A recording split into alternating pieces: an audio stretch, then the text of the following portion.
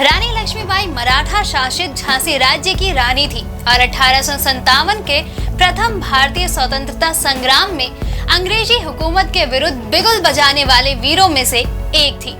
वे ऐसी वीरांगना थी जिन्होंने मात्र 23 वर्ष की आयु में ही ब्रिटिश साम्राज्य की सेना से मोर्चा लिया और रण क्षेत्र में वीर गति को प्राप्त हो गई, लेकिन जीते जी अंग्रेजों को अपनी राज्य झांसी पर कब्जा नहीं करने दिया। उनके जन्म दिवस पर आइए जानते हैं उनके जीवन से जुड़ी बातें। नमस्कार, स्वागत है आपका प्रभात प्रकाशन के हमारे YouTube चैनल पर। अगर आप हमारे चैनल पर पहली बार आए हैं तो हमारे चैनल को लाइक और सब्सक्राइब करना ना भूलें।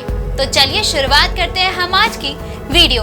लक्ष्मीबाई का जन्म वाराणसी जिले में 19 नवंबर 1828 को एक मराठी ब्राह्मण परिवार में हुआ था।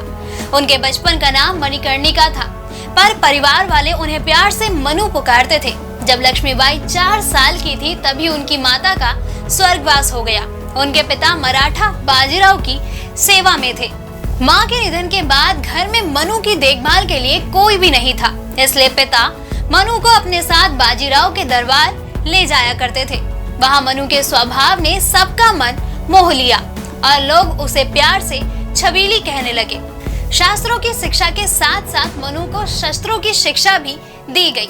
सन 1842 में मनु का विवाह झांसी के राजा गंगाधर राव के साथ हुआ और इस प्रकार वे झांसी की रानी बन गई और उनका नाम बदलकर लक्ष्मीबाई कर दिया गया। सन 1851 में रानी लक्ष्मीबाई और गंगाधर राव का एक पुत्र हुआ, जिसकी 4 महीने की आयु में ही मृत्यु हो गई। इसके बाद से ही गंगाधर राव का स्वास्थ्य बिगड़ता जा रहा था। स्वास्थ्य बहुत अधिक बिगड़ जाने पर उन्हें दत्तक पुत्र लेने की सलाह दी गई। उन्होंने वैसा ही किया और पुत्र गोद लेने के बाद 21 नवंबर 1853 को गंगाधर राव की मृत्यु हो गई। उनके दत्तक पुत्र का नाम दामोदर राव रखा गया। ब्रिटिश इंडिया के गवर्नर जनरल डलहौजी की राज्य हड़पने नीति के अंतर्गत अंग्रेजों ने बालक दामोदर राव को झांसी राज्य का उत्तराधिकारी मानने से इनकार कर दिया और डॉक्ट्री ऑफ लैप्स नीति के तहत झांसी राज्य का विलय अंग्रेजी साम्राज्य में करने का फैसला लिया। हालांकि रानी लक्ष्मीबाई ने अंग्रेजी वकील जॉन लॉक की सलाह ली और लंदन की अदालत में मुकदमा दायर कर दिया, पर अंग्रेजी साम्राज्य के विरुद्ध कोई भी फैसला हो ही नहीं सकता था, इसलिए बहुत बहस के बाद इसे खारिज कर दिया। अंग्रेजों ने झांसी राज्य का खजाना जब्त कर लिया और रानी लक्ष्मीबाई के पति गंगाधर राव के कर्ज को रानी की सालाना खर्च में से काटने की हुकूमत दे दी। अंग्रेजों ने रानी लक्ष्मीबाई को झांसी का किला छोड़ने को कहा, जिसके बाद उन्हें रानी महल में जाना पड़ा। 7 मार्च 1854 को झांसी पर अंग्रेजों ने अधिकार कर लिया।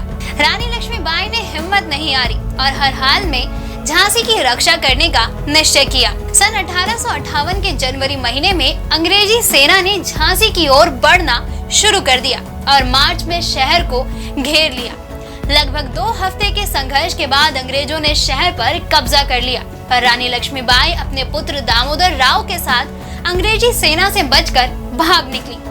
झांसी से भागकर रानी लक्ष्मीबाई कालपी पहुंची और तात्या टोपे से मिली।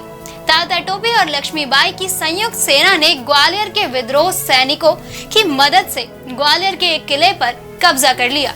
रानी लक्ष्मीबाई ने जी जान से अंग्रेजी सेना का मुकाबला किया, पर 17 जून 1858 को ग्वालियर के पास कोटा की सराय में ब्रिटिश सेना से लड़ते लड़ते वह वीर गति को प्राप्त हो गई।